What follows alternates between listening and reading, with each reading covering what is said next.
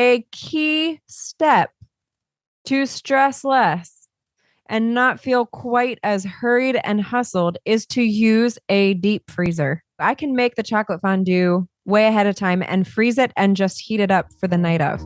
Welcome to the Imperfectly Empowered podcast with DIY healthy lifestyle blogger, Ahna Fulmer. Empowering you to transform your life, one imperfect day at a time. Hello and welcome back to another episode of the Imperfectly Empowered podcast. I'm your host, Ahna Fulmer. Today, we're going to chat about one of my favorite holiday season traditions. I am going to share with you my ultimate guide to hosting a fondue party. I'm going to teach you the steps that I use to host a fondue party year after year. I'm going to share menus and hopefully inspire you to start your own annual fondue party tradition. This post on my blog, I shared it for the first time a couple of years ago, and it is one of the most highly visited posts every holiday season. Holiday season being from around Thanksgiving through Valentine's Day. And it makes me so happy because I see these numbers, thousands of people visit this post, and I just imagine them, all these hardworking mamas in their kitchens getting the dippers ready, making the fondues, the chocolate fondue, the cheese fondue, and hosting this amazing party and making memories together over food and fellowship. It warms my heart. I love it. Again, I repost this every year in the hopes of inspiring you to start your own tradition. And I'll share one of the reasons why a fondue party is especially unique and memorable.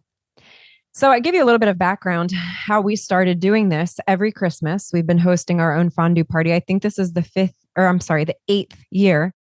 I grew up with my mom hosting a cheese and chocolate fondue party every December for as long as I can remember, probably 20 plus years now.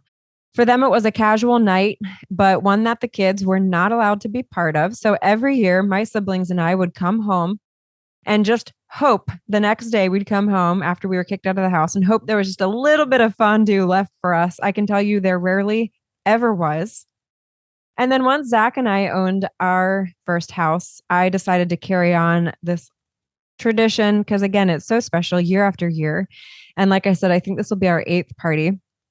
And we look forward to it. We often have 5 to 6 couples. It has typically been the same, for the most part, the same couples. And the menu offers a little bit of everything. A lot of these couples we have been friends with some of them since elementary school, actually, and college, etc. So it's really, really special. For us, I've made it a semi-formal evening because why not take the opportunity to dress up when we can? And there's no kids allowed. Once in a while over the years, we've had newborns. They're allowed because they're quiet and they're so cute, but no noisy kids. So usually it's sans kids, and the food and fellowship never disappoints. It never disappoints. So my goal is to inspire you to start your own tradition. And I'm going to share exactly what I do to host this party year after year. And again, remember, it's an excellent idea for Thanksgiving, Christmas, New Year's, or Valentine's Day.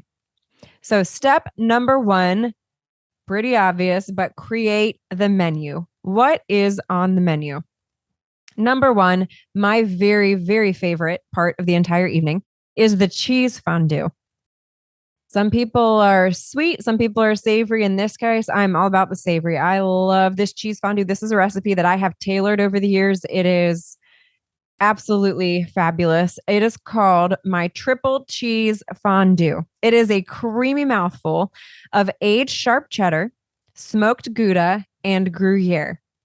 Pair it with an assortment of meats, vegetables, and bread. And I'm telling you, this is a cheese lover's dream come true. Cheese lover would be me. Let's talk about the dipping menu. So the dipping menu for the cheese fondue includes 4 side dipper recipes, and then the rest can all be bought from the store. So number 1, my honey roasted carrots. 2, smoked cauliflower. That's also roasted.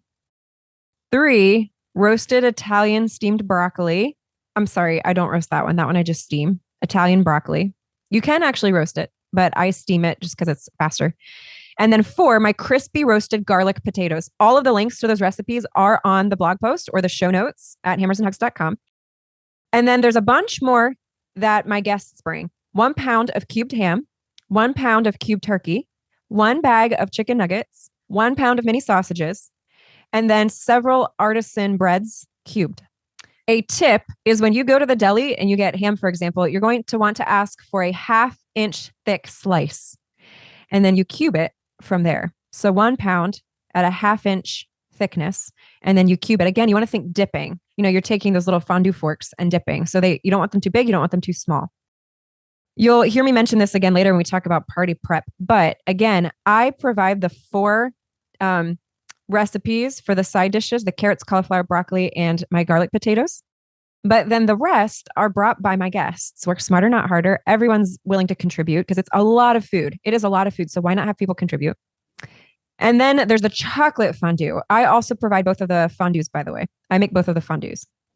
This is hands down the best chocolate fondue recipe. It is quite literally called on my blog, the best chocolate fondue recipe. It is included in the show notes. You can also search for it. This chocolate fondue recipe, I have not modified at all. This is directly from my mom, who has been making it for 20 plus years. I don't even know where she got it from. It can be made ahead of time, deep frozen for a couple of months even. We rarely eat all the chocolate fondue. I often have a lot left over, and I deep freeze it, and it heats up really, really well. And I also, my guests maybe never even knew this, but I make it ahead of time. Oftentimes I've made it like a week in advance. It is an excellent, excellent make ahead recipe. Here is the key to this recipe. It's the chocolate. You're like, no duh. But here's the thing. Most people don't actually know what a high quality chocolate actually tastes like. And this is coming from somebody who's not even like, I'm actually not a massive chocolate lover. I know I'm weird, but in my Christmas stocking, I get beef jerky. Other girls get chocolate. I get beef jerky. The way to my heart is meat, not chocolate. So where do you get high quality chocolate? We happen to be blessed to live in Lidditz, Pennsylvania, where we have originally one of the best chocolate factories, in my opinion, in the world, with the exception of some delicious European companies. We have our home to Wilbur Chocolate. Now, the factory is not actually, the chocolate's not actually being made downtown anymore. That's been renovated into a massive building, hotel, etc. But you can order from them online.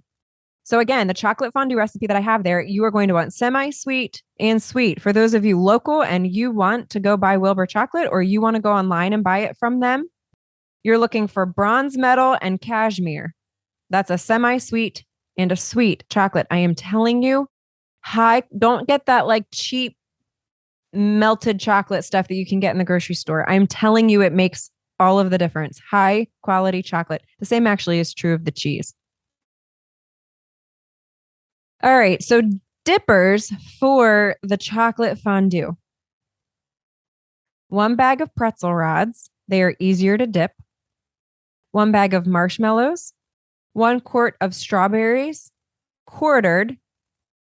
So whichever of my guests bring the strawberries, they just either quarter them ahead of time or quarter them in between the cheese and chocolate fondue.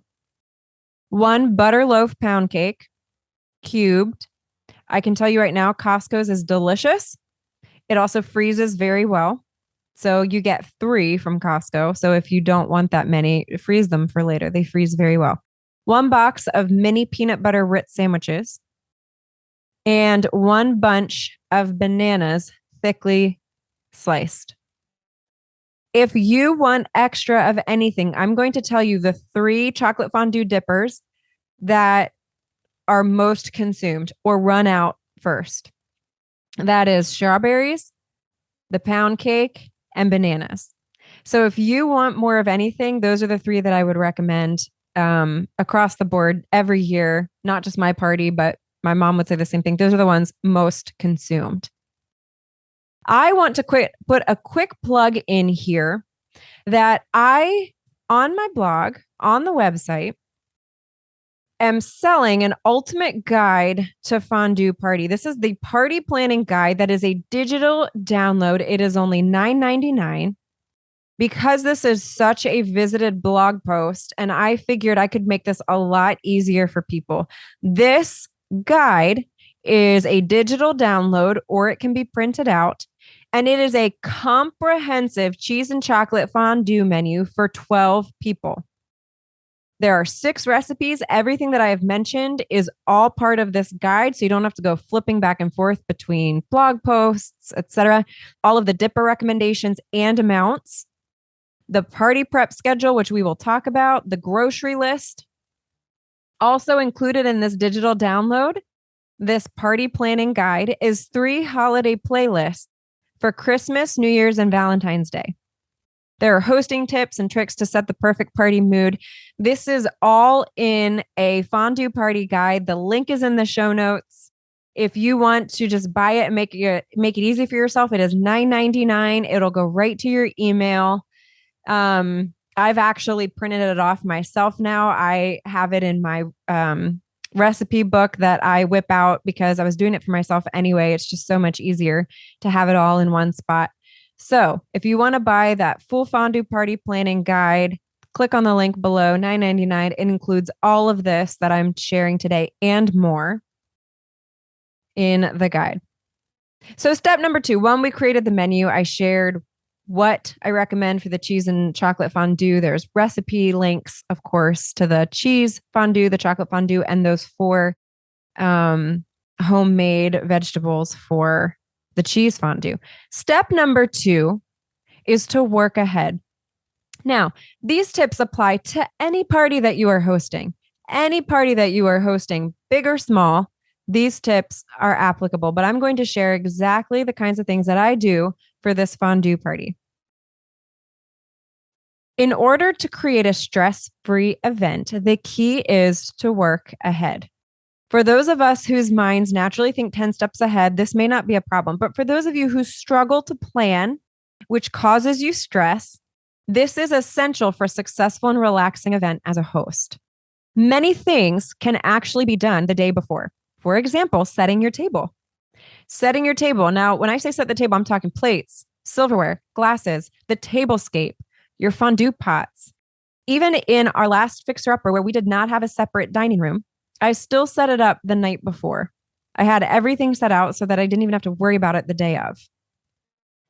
If you have a separate dining room, you could set it up weeks before. In fact, in our second fixer-upper, I would do that. I would set it up probably like a week ahead of time. So consider setting up your tablescape ahead of time. I also have some links on the website, on the blog post, of some tablescape ideas. If you want a really easy tablescape idea just to spruce up your table a little bit, the biggest hack is use Christmas tree ornaments. Multi-purpose. Use Christmas tree ornaments in greens. Super easy. So again, even if you don't have a separate dining room, after the dinner night before, set out all your place settings, your tablescape decor, and you can set out serving dishes and even label what will go in each one. I do this for the chocolate fondue to be very specific. The cheese fondue, I have people bring dishes for all of their cheese fondue dippers, ham, turkey, etc. For the chocolate fondue, I provide the serving dishes. I set them out and I label them. I just tear up a piece of paper and I write bananas. Put it in the banana one. Strawberries, put it in the strawberry one. And then I just stack those glass dishes and set it aside. Again, it's these little things that just make the day of so much less stressful. So have your table ready to go so that all you need to add is the food and the people. And of course, don't forget the fondue pot. I've linked my recommendations. The fondue pot is very important. We do not use the gas ones. We just use the ones that have the tea lights on the bottom. That's it. They work brilliantly. Again, set out all your serving dishes, label them. It will also help you organize your menu. Another thing that you can do ahead of time is to set out your coffee station. It is no secret, beverage bars, tea, coffee, etc. We love our coffee and tea. So I set out a bar ahead of time. So I'll include the coffee or the tea or whatever it is that we are serving. I'll put the mugs out and create a self-efficient coffee station. Another way to do this is to create a tea cart. I've included a link to the tea cart that we use. We used it in our second fixer-upper, stored it away for our third fixer-upper, and now in this rental house, I brought back out the tea cart, and that is now what we use for our coffee again, since I can't create my own coffee station out of cabinetry here. A large coffee percolator also does very, very well for a coffee, so you can consider that too. Again, less stress. Also a Keurig, by the way, is super easy, and they are very, very small. If you want to invest in a coffee maker, but you're more of a tea person, they are relatively inexpensive, or just an old-fashioned coffee brewer. So set out your mugs, set out your cups, everything. Cocktail bar. This, you don't have to have cocktails for your party if you want to set up a bar.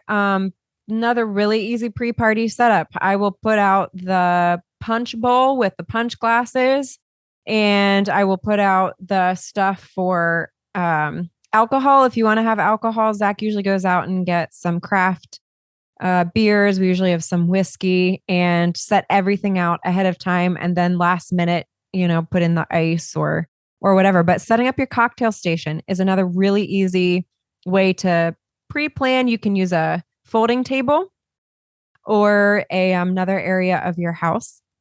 And I shared some of the ways that I've done that over the years as well with pictures.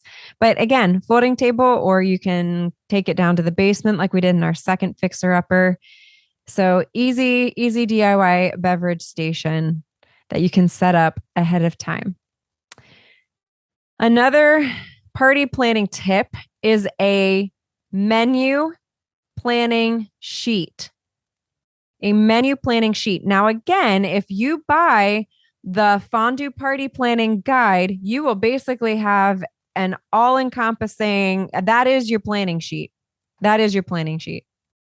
That's the one that I'm using moving forward. But what I do for a lot of other events that I host regularly, or that I make food for regularly, I have one paper. I keep it real simple. One piece of printer paper that I put in a clear plastic cover to protect it year after year. And then I use little sticky notes for each of the individual recipes that I make. Another sticky note might have notes on amounts. Was it too much? Was it too little? It also creates a really easy shopping list instead of flipping through several cookbooks or flipping through several websites online or different recipes. It makes it very easy to create your list. Again, the party planning guide, that's your one-stop shop, $9.99. Once you have your list, however, a key step to stress less and not feel quite as hurried and hustled is to use a deep freezer. Oh my goodness. I think deep freezers are so underutilized because a lot of people don't realize how much you can actually freeze. They make life so much easier. I love, love, love deep freezers. And I will buy stuff way in advance. For example, the cheese. We buy the cheese from Costco. I buy it way in advance and I stick it in the freezer. I have never noticed a difference in texture for the fondue. Now, unlike the chocolate fondue, I can make the chocolate fondue way ahead of time and freeze it and just heat it up for the night of. You can't do that with the cheese fondue. The cheese fondue does not freeze well, but the cheese blocks do. So I buy the cheese way in advance, put them in the deep freezer, thaw them overnight, and voila, no last minute hour-long or 2-hour-long trip to Costco, and lots of yummy, delicious cheese. So again, use that deep freezer. Use the deep freezer and buy ahead. I mentioned a planning schedule. This is make party planning easier. Tip number 3 is create a schedule, especially for any event that is reoccurring. I mean, I write everything down. Some of you are going to laugh. You can be like, what for schedule is this? So I have a day before, a day of, and then hours before on my schedule. So the day before, I'm literally reading you what my schedule says. Day before, I set the table. I make the chocolate fondue. Day of, I set up the coffee station. I set out the cocktail glasses, the serve dishes, the warming tray, And then I shred the cheese and onions. That's for the cheese fondue. To the hour, 2 p.m., I shower and get ready. 3 p.m., dice potatoes, mix the carrots, put on the music. 4 p.m., I mix together the olive oil and the seasonings and stuff for the potatoes and the carrots, and then the carrots go in the oven. We start our vacuum, our robo vacuum. Oh my gosh, you guys, robotic vacuums are, oh, they're lifesavers. Actually, we just have ours go all day. You can tell this is an old schedule because I have vacuum at 4 p.m. We don't vacuum anymore. We let our robot do it. 4:30, potatoes and cauliflower in the oven. Steam the broccoli. This is when I get dressed. 5 p.m., light the candles. Cheese fondue. Again, the cheese fondue is probably the most last minute thing that I make because it's melting everything. And then you just want to put it real low so it just is kept warm so it doesn't solidify. And then 5:30 p.m., we mix the cocktails. We tell guests to come at 5:30 for cocktails. We're usually sitting to eat cheese between like 6 and 6:15. So the cocktails get mixed last minute. My party schedule, it's not fancy, but it works. And those little sticky notes, and again, I do this for any reoccurring event that I host. Those little sticky notes are on that one sheet, are on that party planning sheet. The one side is the cheese fondue side. The other side is the chocolate fondue side. I also take notes on what all the guests were assigned and who brought what. It just makes life so much easier. Again, buy the party planning guide and it will make it even easier for you and add some playlists, which is fun. Listen, hosting becomes overwhelming if every party results in a panicked feeling that you are not ready when the doorbell starts to ring. Quality time with your guests is a lot easier to enjoy when the rest of the evening is set up to take care of itself. Tip number 4, the atmosphere, the party atmosphere. For any party, one of the first things that I use to help set the mood is music. Christmas party, Christmas music. Birthday party, we do appropriate birthday music. For Zach, it's country. For me, it's like coffee shop chill. For the kids, it's, fill in the blank. Like, my kids are really into kids bop. Anyone else? Oh, it's painful. It's so painful. It's on Sirius XM. I don't even remember the actual station, but just imagine pop songs being sung by preteens. Enough said. But for their birthday, that's probably what they would request. Pool party, beach theme music. You get the idea. Easy, easy, easy. But I am telling you, it makes all the difference. Think about local commercials on the TV. What often makes them feel so cheesy? There isn't any music, or the music that is there is not much to speak of, if you know what I mean. Music is the best way to set the mood. Number 2, very, very close second, and the love of my life, candles. The apple did not fall far from the tree. My mom was notorious for lighting dozens and dozens of candles at Christmas. And it like warms my heart. I love candles, all kinds of candles. Zach counted one time at our, when we were getting ready for a party, not in this rental house, but in one of our other fixer uppers. And I think he got into like the 60s. Tapers, tea lights, battery powered candles, pillars. I love them all. Candles are such an incredible way to help set the mood. Dimmed lighting is mood setter number 3. So along with candles is this idea of dimmed lighting. What a lot of people don't realize is that you can switch out most light switches for a chandelier with a dimmer switch. So you can replace the old switch with one that has a dimmer switch on it. And the advantage to this is it provides accent lighting. So for an evening party, low lighting actually helps to create not just a cozier, but an even slightly more formal setting. For a kid's birthday party, for example, you're not going to want a dark house. You're going to want all the lights up. light, bright. So dimmers help give you these options. And I did actually include a dimmer light switch example for what you could use. And again, you just need to make sure not every light fixture is dimmable, but the options are there that a lot of people don't even realize. I talk a lot more about lighting in a podcast episode I did called 10 Mistakes to Avoid When Renovating a Kitchen.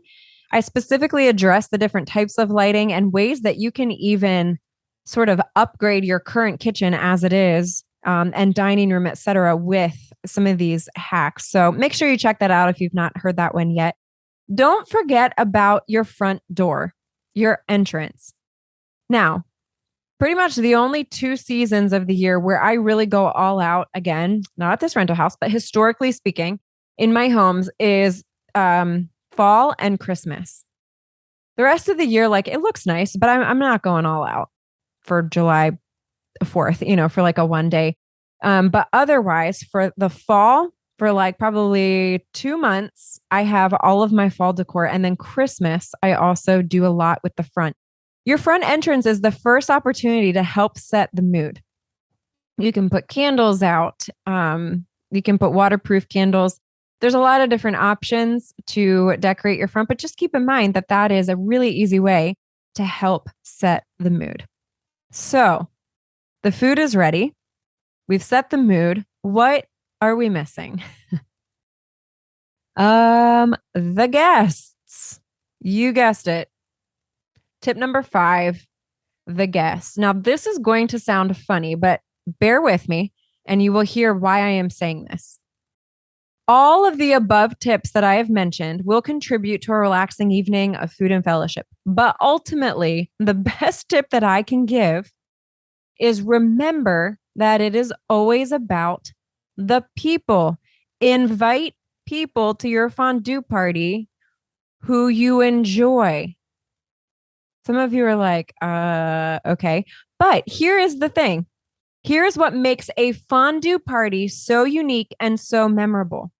Because there is so much food and you have multiple dippers and you have several courses, people tend to naturally eat slower. We spend hours around the table every Christmas talking. So many amazing conversations, a lot of laughter, stories. A fondue party is especially unique because the food lasts so much longer and you are sitting around it for longer than if you just hosted like a normal dinner or if there was a buffet style where everyone's up and down. So surround yourself with guests you enjoy, whose conversation brings life and will leave you feeling that the time spent preparing was well worth the effort. I did include on the blog post, the show notes. I think I have 5 years worth. We've been hosting it for longer, but I only have a couple years worth of group pictures.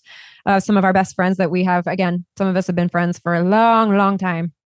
And it's a blessing. Also, a little side note, these people don't have to be from all the same walks of life.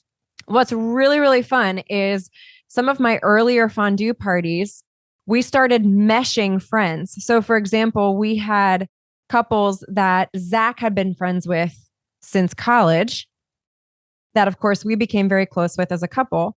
And then some of my best friends growing up. And now some of those couples have gotten really close, totally aside from Zach and I. It makes me so happy. I absolutely love that. So again, make sure it's people who bring life to you and they don't have to all know each other. That's just a little hint or a side note, if you will, to help make your fondue party that much more memorable. If you have other fondue tips, tricks, traditions, please drop them in the comments below. I would love to hear. Shoot me a note. Again, included is the link if you want to purchase the all-inclusive, literally down to the party planning hours. You can click on it. You can get it for $9.99 to make your party super memorable and less stressful as a host, shoot me a message if you start your own tradition. I'm so grateful for those of you who have messaged me over the years saying that you have started your own tradition as a family or with friends and how much it's meant to you. Thank you. Thank you for sharing that. I absolutely love that. Here's to your new fondue party tradition. Hey guys, Ahna here. If you found this video helpful, then you do not want to miss this video right here beside me on the screen. Click on it. I know you're going to enjoy it. You guys remember, you cannot be redefined, only redeveloped, one imperfect day at a time.